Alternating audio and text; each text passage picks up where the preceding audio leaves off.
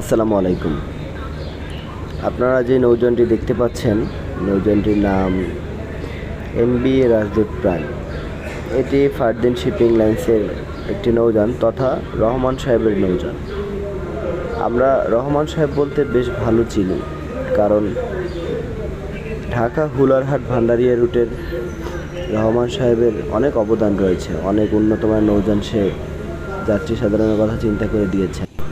বর্তমানে legendary Rajdoot prime Dhaka Hularhat Bhandaria road বিদায় বলে ইলিশা কালীগঞ্জ রুটে যুক্ত হয়েছেন। মূলত ইলিশা কালীগঞ্জ রুটে যেই ব্যানারে যুক্ত হয়েছেন বা যে কোম্পানি যুক্ত হয়েছে সেটা হচ্ছে Ayesha Arifa shipping co. Rajdoot prime মূলত আয়েশা আরিফা শিপিং লাইন্স ভাড়া নিয়ে ইলিশা কালীগঞ্জ রুটে যুক্ত করেছেন।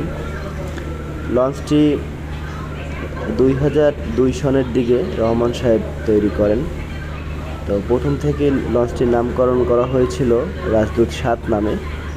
পরবর্তীতে রহমান সাহেব মারা যাবার পরে তার ছেলেদের ভিতরে লঞ্চ ভাগাভাগি হয়ে যায়।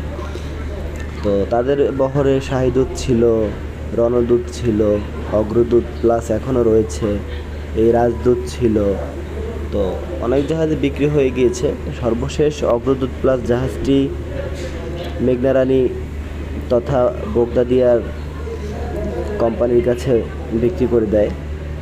আর সর্বশেষ ছিল রাজদূত প্রাইম, সেটিও এখন ভাড়া দিয়ে দেয়।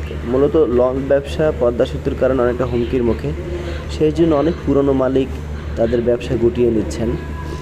রাজদূত প্রাইম জাহাজটি সর্বশেষ 2022 সালে ড্রাই ডকিং করানো হয়। অনেক পরিবর্তন হয়, অনেক জাহাজের বাহিরে ভিতর অনেক পরিবর্তন করা হয়, জাহাজের ডিজাইন পরিবর্তন করা হয়, জাহাজের ভিতরের কেবিন সংখ্যা পরিবর্তন করা হয়।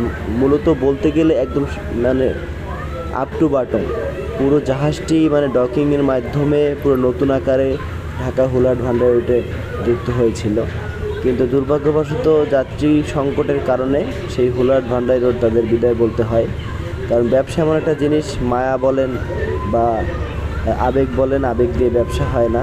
কারণ আপনার যতক্ষণ যাত্রী থাকবে, যতক্ষণ ব্যবসা হবে, ততক্ষণ আপনি ব্যবসা করতে পারবেন। পদ্মা সেতুর কারণে অনেক লঞ্চ, অনেক যাত্রীবাহী জাহাজ পরিত্যক্ত অবস্থায় পড়ে আছে। কারণ আপনার যাত্রী না উঠলে জাহাজ চালানো যাবে না, আর জাহাজ না চললে আপনার কোম্পানি টিকে থাকবে না। এগুলো ধারাবাহিকতায় আর কি টিকে রয়েছেন। তো সেভাবে সর্বশেষ খুঁড়িয়ে সার্ভিস দিয়েছিল রাজদূত প্রাইম, কিন্তু আর দেওয়া হলো না। ভিডিও দেখে আপনাদের অনুভূতি প্রকাশ করবেন, লাইক কমেন্ট করবেন। লাইক কমেন্ট করলে মোটিভেট হয়ে ভিডিও করার আগ্রহ বাড়ে। চ্যানেলটি সাবস্ক্রাইব করবেন। আসসালামু আলাইকুম রহমতুল্লাহি ওয়া বারাকাতুহু।